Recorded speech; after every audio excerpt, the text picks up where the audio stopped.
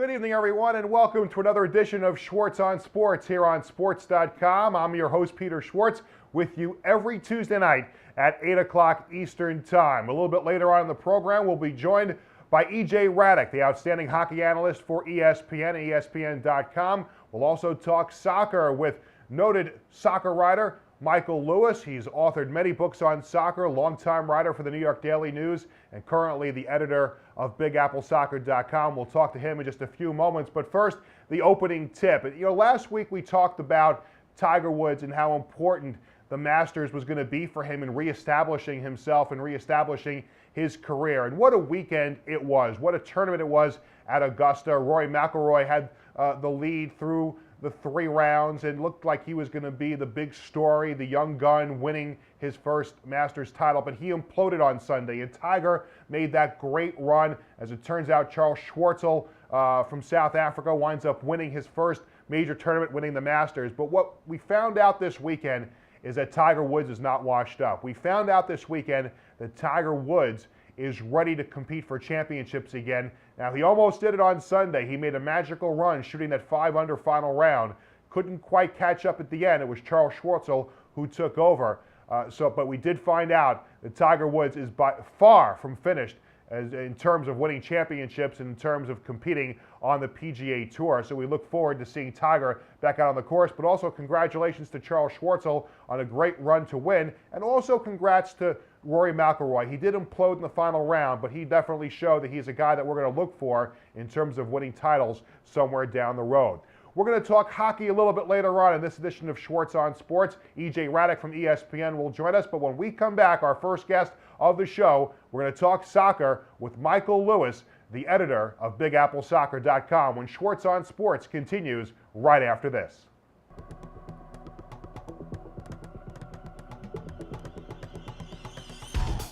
Welcome to Sports. My name is Greg Dorman, and this is Rally Notes. Racing fans, don't forget that on Thursdays at 7 p.m., it's time for Rally Notes. Greg Dorman, rally racing co-driver from Klein Racing, hosts guests and takes your calls about the entire automotive industry, rally racing, and auto racing in general.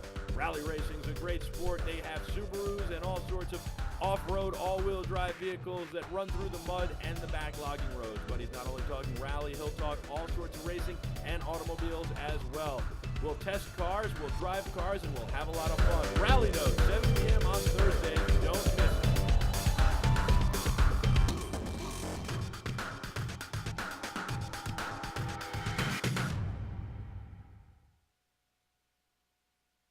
Welcome back to Schwartz on Sports here on sports.com. I'm Peter Schwartz with you every Tuesday night at 8 o'clock Eastern Time, talking about the entire world of sports. A little bit later on in the show, we'll talk hockey, the Stanley Cup playoffs getting underway tomorrow. We'll talk to E.J. Raddick from ESPN.com. But first, we're going to talk soccer. My first guest is a longtime writer for soccer for the New York Daily News. Now he's the editor of BigAppleSoccer.com. He's written for almost every major soccer publication. He's also a noted soccer author. He's written many books about soccer, including many on the World Cup, including this one, World Cup Soccer. Good friend of mine, Michael Lewis. Michael, thanks for giving us a few minutes. Let's talk first about the state of soccer in the United States. We're coming off the World Cup where ratings were very, very good. The U.S. team advancing past the first round. Landon Donovan became a household name as far as American sports fans, the casual sports fans.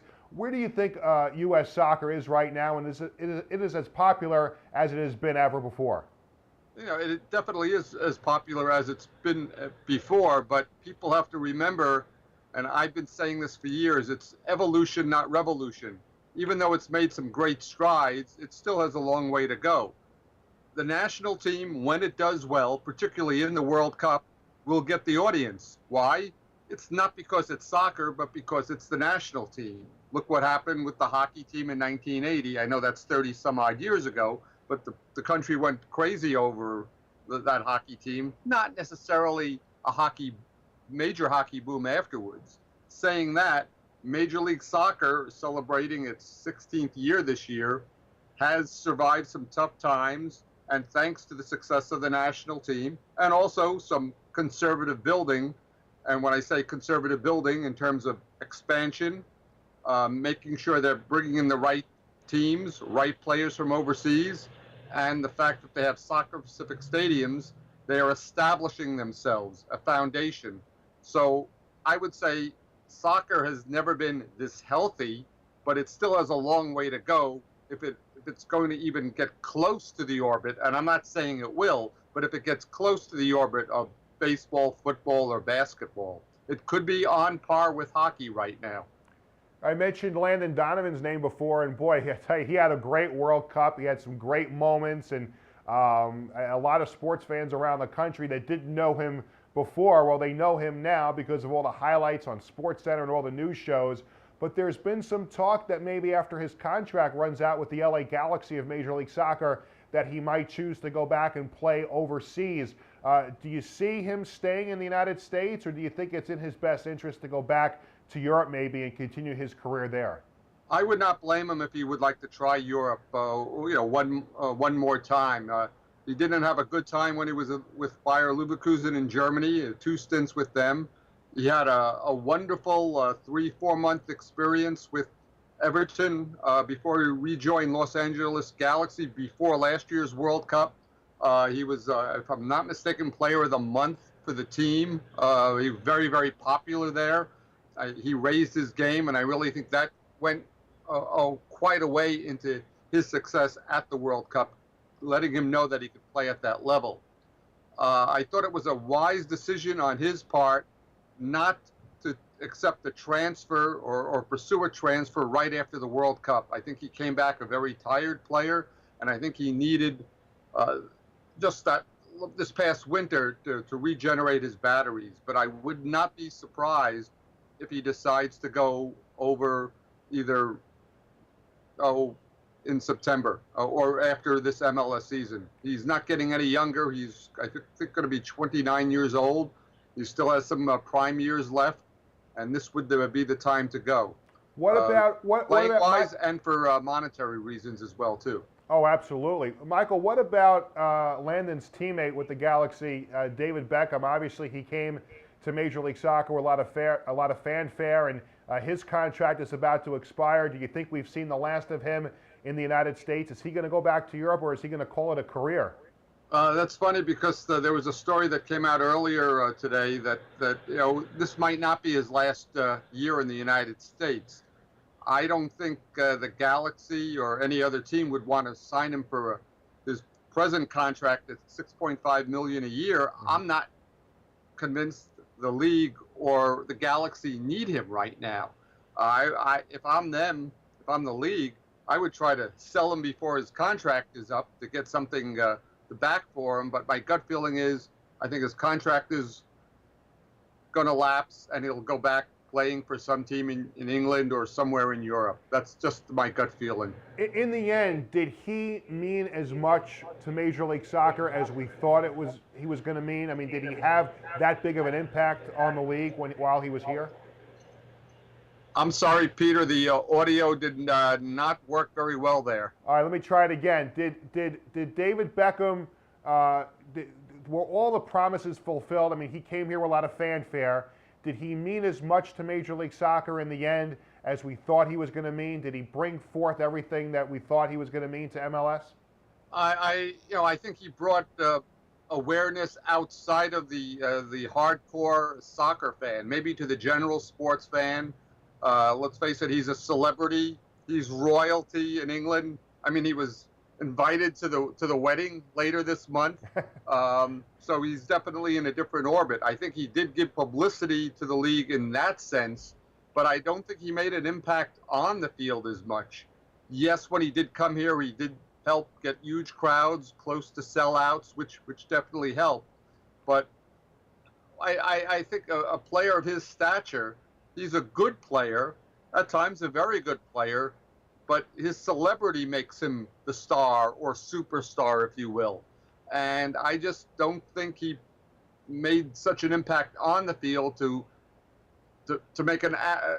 create an avalanche of support outside those hardcore soccer fans. Like I said, people know more about Major League Soccer, and the LA Galaxy because of him, but I think it could have been even better. How about Major League Soccer in general, Michael? You mentioned that it's in its 16th season. There was a point where we thought we were going to have a players' strike, a work stoppage. Some franchises didn't work out, relocated, folded. Now there are some new teams around in the last couple of years. The Philadelphia Union, Vancouver is here now. Seattle's got a team. They went to Toronto. There's talk of some other teams coming down the road. How healthy now is Major League Soccer in its 16th season? It's really never been this healthy, and I've been a critic of the league for years, and when I say that, I think that says something about the league. They're going to be adding a 19th team next year in Montreal. They hope to add a 20th team for 2013. They're hoping for New York, the New York Cosmos. They're pushing to become that 20th team if they could find the stadium, the right stadium in New York City. Don Garber, the commissioner, would love to have another team in the New York market. You have to remember, New York and New Jersey are totally different markets. Yep. And with the way gas prices are and the way tolls are going up, you've got to take out a loan from a bank to pay for that, parking and tickets to go to Harrison, New Jersey if you're from New York City. So it would be, I think, very wise to have a team back in New York City again. Yeah, I'm going to have to guess I'm trying to up remember the last time there was a team in New York City, an NASL team, and it was probably the Cosmos in 1976 when they played at Yankee Stadium. Yeah, I'm going to gas up the jalopy with the family and come out to Harrison, New Jersey on Saturday to watch the Red Bulls. It would be much easier if there was a team, at least here in the area, for those of us that live in the New York City metropolitan area. It would be nice. Now, you mentioned the Cosmos. Boy, what a great renaissance this would be, that they finally, Pepe Pinton, the old employee of the old New York Cosmos, finally sold the rights to the team, and they were bought by a European owner, and now they've resurrected themselves. They're operating as a franchise right now. They're going to have what's called, I guess, a soccer minor league team in a lower division. They're going to announce that pretty soon, that they're going to have a team there. Do you think, in your mind, do you think the Cosmos will be that 20th team? I mean, it seems that all signs are pointing that way. At one time I was skeptical about it, but I think now that they will be, if they have the backing, the money that they say they do, and they can get a stadium. Those are the two most important things. The stadium it's got to be in the right area, and there aren't that many perfect areas. There's not much land left in New York City where you could put things. But my gut feeling is it's going to be in Queens, and they're going to be the 20th team. They're pursuing it to the utmost of their ability. They're who knows? Maybe there'll be an announcement later this year. That's just me talking. Well, that would be tremendous. They've done a lot of great things. They've brought back, Pelé is involved in the organization, Giorgio Canaglia. My understanding is that they brought in Carlos Alberto this week for a week of promotional things. So it seems like they're doing all the right things. They're doing things right in terms of marketing and saying they're out there and that they want to come back. As you mentioned, it's the matter of them finding a stadium. You wonder if maybe Flushing Meadow next to where Citi Field is, where the Mets play, if that might be that. Flushing Meadow Park on weekends during the spring and summer, it's a soccer hotbed of people playing soccer there, and you wonder if that's not the best place, if that is the best place for them to put the stadium. I think on paper it is, but of course with the Mets situation, the financial situation, depending on what story you believe, and I'm not going to get deeply into it because I'm not as well versed as some of these financial reporters might be, but either they can afford to put a new stadium there or they can't. One problem I heard is that where they could put the new stadium is where they'd love to park cars, and that could be a problem. The other thing is the way soccer is, you're going to have events there when baseball games are on as well too. Right. I don't know how that would work, but I know people find ways to work out solutions, so we'll see what happens. And last thing, Michael, before we let you go, and we appreciate a few minutes, how in the world did the United States not get the World Cup? How did we get beaten out by Qatar? And is the United States ever going to host another World Cup? Wow, you're putting me on the spot. How many minutes do we have? How many hours do we have? You have 30 seconds. it's FIFA politics.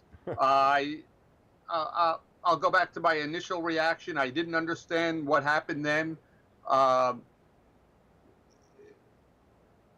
Qatar was rated, wasn't rated very highly on a lot of in a lot of categories, and in terms of running the show, because it's not a big country. They don't have very many stadiums. They don't have a great soccer history or even a legacy beyond that. And it comes down to politics at the highest international level of soccer/football, as the rest of the world knows it. And the U.S. Ran as good a campaign as you would expect. Sunil Gulati, David Downs from the U.S. Bid Committee, they did everything they had to do. They pushed all the right buttons. I thought they did a magnificent job, but at that level, you could do everything right. But if the FIFA Executive Committee, and that was the body that decided things, if they didn't go for that, and they wanted to go for something totally different, a World Cup in the Middle East, that's what they went with. It's funny because I was there in Zurich, Switzerland for the announcement, and I was talking to some European writers who I know, and I said, perhaps Qatar someday. And some of these writers who were really into politics, they said, someday? What are you, crazy? And I didn't realize I'd be even closer to the actual truth of the situation that it someday became today. So to the second part of your question, I'd like to think the U.S. will host the World Cup someday. Hopefully we'll be alive for it, we'll be able to attend, at least I won't be in a wheelchair by then, but you'd think CONCACAF has not hosted a World Cup since 1994 when the U.S. hosted it. It was CONCACAF's time in 2022, but they decided to go away from that cycle, and here we are in the Middle East. Well, Michael, thanks a lot for a few minutes. Best of luck with BigAppleSoccer.com. We look forward to our next chat here on Schwartz on Sports. Hey, my pleasure. Thank you very much for having me. All right, Michael Lewis from BigAppleSoccer.com. Let's switch gears now here on the program and turn our attention to the Stanley Cup playoffs that get underway tomorrow night. And joining me right now to talk about the NHL and the postseason is the outstanding hockey writer and analyst for ESPN, EJ Raddick. EJ, Peter Schwartz, how are you, buddy? I'm doing good, Peter. How you doing tonight? I'm doing great. Boy, the eve of the Stanley Cup playoffs, it's always exciting when the postseason is here, but for some reason it just seems to me, and I don't know if you agree or not, but to me there's so many more intriguing matchups in this year's Stanley Cup playoffs than there were last year, and I think there's so many possibilities for upsets in the playoffs. I think there's really a lot to look at here as the playoffs get underway tomorrow. Yeah, I mean, I don't know if there's more than last year. I would just say for me, this seems like it's getting tighter and tighter and tighter with each successive year since the lockout, since the salary cap has really taken hold and, star players have maybe moved from one team to another. It just seems like the teams are much closer. You look at a matchup in the East like the Rangers and Capitals, there's a 1-8 matchup, and normally you would think there's a huge disparity between a team that finishes first and a team that finishes eighth. And in fact, the Rangers, the 8th seed, has handled the Capitals quite easily in the season series, and their numbers are almost identical, and really there's only a difference of 10, 12 points, I think it is, from first to eighth. So, I think what you're catching on to there, Peter, is that it's just really tight in the National Hockey League, and it's getting tighter every year. And right now, if I were to fall asleep for 2 weeks and somebody were to tell me that any combination of teams won, I really wouldn't be all that surprised. Yeah, there's a lot of teams that can raise that cup. There's no question. Let's start with that series you just mentioned, the Rangers and the Capitals. And yeah, there's not much difference really between the two in terms of points. You mentioned 10, 12 points. But to me, the biggest difference, and this really is in the benefit of the Rangers, is in the goaltending department. Henrik Lundqvist clearly outshines anything that the Capitals have. And, in a 7-game series, a hot goalie can make all the difference. I think Lundqvist is a big factor. I like the Rangers to win the series in 6. I think they played well with the exception of a couple of games down the stretch. How do you think the Rangers, fare against the Caps, especially, with Lundqvist in goal? Well, Lundqvist is he's a known, right? He's a known factor. We know what Henrik has done. He's played in big games. He helped Sweden win a gold medal back in 2006, and he's been a guy that when he's had opportunity to play in big games in the National Hockey League, he usually plays well. I mean, he helped the Rangers to get to a 7-game series against the Capitals a couple of years ago. Right. Rangers had a 3-1 lead in that series, ended up losing the series in 7 in Washington. So, he gives them, he's a known quantity. He is one of the top goalies in the National Hockey League. You look at the other end of the rink, they've got young kids down there. They've got Michael Neuvirth, who has won 2 championships at the American Hockey League level, but that's a different level. And he's only 22, 23 years old. Semyon Varlamov has had some success playing in the National Hockey League, but he's had a lot of injury problems this year. Hasn't played as many games as they might have planned at the start of the year. So you're right. That's definitely, as we go into it, that's something that we look at. But I would just caution by saying last year when the playoffs started, we didn't really know that much about Anthony Niemi in Chicago in a big game. And this is where goaltenders, this is where players of all kinds get a chance to really, make their mark. So maybe Michael Neuvirth is going to step up and play really well for Washington. We'll see. But going in, got to give a big edge there to Lundqvist. And how about the Penguins Lightning series? I mean, obviously Pittsburgh comes in, without a couple of their big guns, no Malkin, and obviously Sidney Crosby. We don't know when he's going to return from that concussion. Do the Penguins have a shot to make a run here without arguably their 2 best players? I think they have a shot to win a round or two, Peter. I'd have a hard time thinking they can win a Stanley Cup without at least one of those guys in there. I mean, they're fortunate because they've got Jordan Staal, who could be like a 1A or a 2 center on most teams. He's a 3 in Pittsburgh. If Crosby were to come back at some point and be the Sidney Crosby that we remember at the end of the, or before he was injured in January, I mean, he still finished, Peter, in the top 30 in scoring, and he didn't play in the second half of the season. He was that good in the first half. So if he were to come back and be that productive, the Penguins all of a sudden jump from being a team that maybe can win a round to a team that maybe can win a cup. They do have a good goalie in Marc-Andre Fleury. They've got a good group of defensemen there. They're well coached. They have a lot of key role players that are good. Stahl has stepped up in the middle. I think they're going to be hard-pressed, though, to win more than 1 or 2 series if Crosby can't play. How about out west, EJ? We're talking to EJ Raddick from ESPN here on Schwartz on Sports on Sports.com. Out west, intriguing matchup in the first round. The number 1 seed Vancouver Canucks, who had a great regular season, against the number 8 seed Chicago Blackhawks, the defending Stanley Cup champions, just making it into the playoffs, and they lost their last regular season game and got in only because Dallas lost their regular season finale. How do you look at this matchup between Vancouver and Chicago in the first round? Well, it's interesting because, I mean, it's funny on both sides, Peter. In the East and in the West, the number 1 seed didn't benefit at the end of the year from the way things unfolded. In the East, the Capitals got the Rangers, who they've had trouble against this year. They could have ended up with Carolina, who they had won 5 of 6 games against. And in the West, Vancouver was looking at maybe a first-round matchup with Dallas. They owned Dallas this year. They won all 4 games against them, outscored them 20-5. Instead, they get the Chicago Blackhawks, defending champion, and a team that has eliminated them from the playoffs in the last 2 years. They've had some really rough and tumble series, and the Chicago Blackhawks have been able to get under the skin of the Vancouver Canucks. This Hawks team is different because they don't have the key support guys they had when they won a championship last year. Their goalie is unproven, Corey Crawford. He hasn't really played as a starter in the playoffs.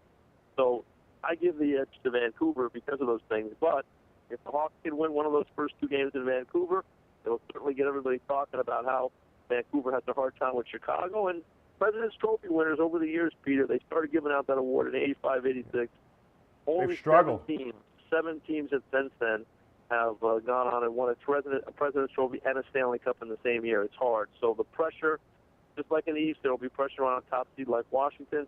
In the West, there'll be a lot of pressure on a team like Vancouver, where, they're already planning the parade out there for a Stanley Cup. It's a long way between here and there. So, it'll be interesting to see if Chicago can get an early win in the series. I think that will create, some psychological challenges for the Canucks. Well, I do believe the hype, and I like Vancouver to win it all. I like them to beat the Flyers in the Stanley Cup Finals. What's your pick for the Finals, and who's going to win it all? Boy, it's a great question, Peter, because like I said, I mean, we have to do these things, so we've had to go through the series, and I would really say this. I have from what I've seen over the last several weeks, I have a real good feeling about San Jose in the West, and I haven't had that feeling about them. Okay. I don't know if I ever had it about them, but they've been a team that people have liked in the past. They've disappointed. I like them right now. I think they look a little different. They look a little bit meaner, a little hungrier. They look like they have a little bit more depth throughout their group, and I'm kind of thinking that maybe it's their time. They got a good first-round matchup against LA, a team that's banged up right now. So I like San Jose in the West. And in the East, I mean, it could go a lot of different directions, but I watched the Capitals a couple of weeks ago, and I like the way they're playing right now. I think they've changed their style of playing, more of a style that you can win in the playoffs with. They have a real tough first-round matchup against the Rangers. They can get over the hump there. They may be in for a long break. So maybe Washington and San Jose, but boy, oh boy, it's a toss-up right now. I think San Jose may be the team this year to finally get it done. And EJ, before I let you go, I got to ask you about one team that did make the playoffs that made some news today, the Islanders, who have had so many issues over the last few years, and they made a coaching change in the middle of the season, firing Scott Gordon and hiring Jack Capuano as the interim coach. Today, they took the interim tag off. The Islanders have a lot of good young players. They played so well in the second half of the season. Was this the right move for the Islanders, bringing Capuano back, and what kind of future do you think the Islanders have? It seems like it's the right move, Peter, because really the team responded to Capuano. They played well under him in the second half of the season. So I don't know what the choices are there. I mean, the team was responding.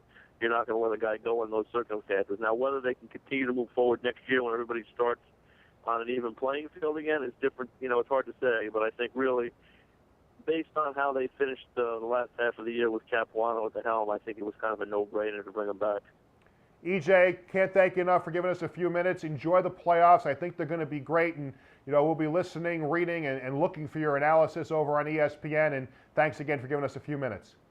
Hey, Peter, my pleasure. Anytime, buddy. All right, EJ Raddick from ESPN. Before we conclude here on Schwartz on Sports, we have a little thing we call Pete's Perspective, and there's a YouTube video that's been making the rounds the last couple of days. Now, listen, as a father of two boys, you want to be able to pass down your sports obsessions from generation to generation, but perhaps the Red Sox dad in this YouTube video maybe takes things a little bit too much with his little boy that wants to be a Yankee fan. Watch this YouTube video. The Red Sox. I don't like the Red Sox. No. Oh, who do you like? Yankees. I don't like the Yankees. No, you can cry all you want. I don't like the Yankees. Go away. Mommy doesn't love the Yankees either. Please. Nicholas doesn't and Christopher doesn't. We love the Red Sox. But I love the Yankees. You're on your own. I want it. You're on your own, pal. I want to love the Yankees. I love it. Don't make that kid cry. I'm not making him cry. He's making himself cry. I'm ready. Repeat after me. I love the Red Sox. No Yankees. I don't like the Red Sox. Okay, then you're going to have to find a new place to live.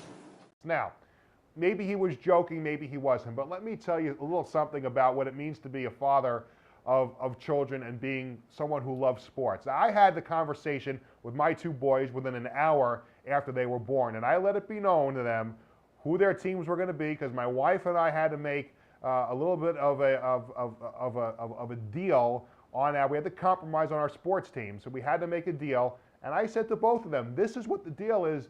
These are going to be the teams that you're going to root for. And again, the two boys weren't an hour old yet, and I feel that it worked because we have not had any issue. My son Bradley is 5. Now we'll find out with Jared because he's only 10 months old. We'll see how it works out with him. But so far, having that little chat at the very formative stage of less than an hour old into the world, I think could have alleviated what we saw in that video. Now, if you couldn't hear the audio, which you probably couldn't, go to YouTube and look that video up and see if you can hear the audio. And I think the father maybe takes things a little bit too much to the extreme. Want to thank our guests here on the program, Michael Lewis from BigAppleSoccer.com and also EJ Raddick from ESPN.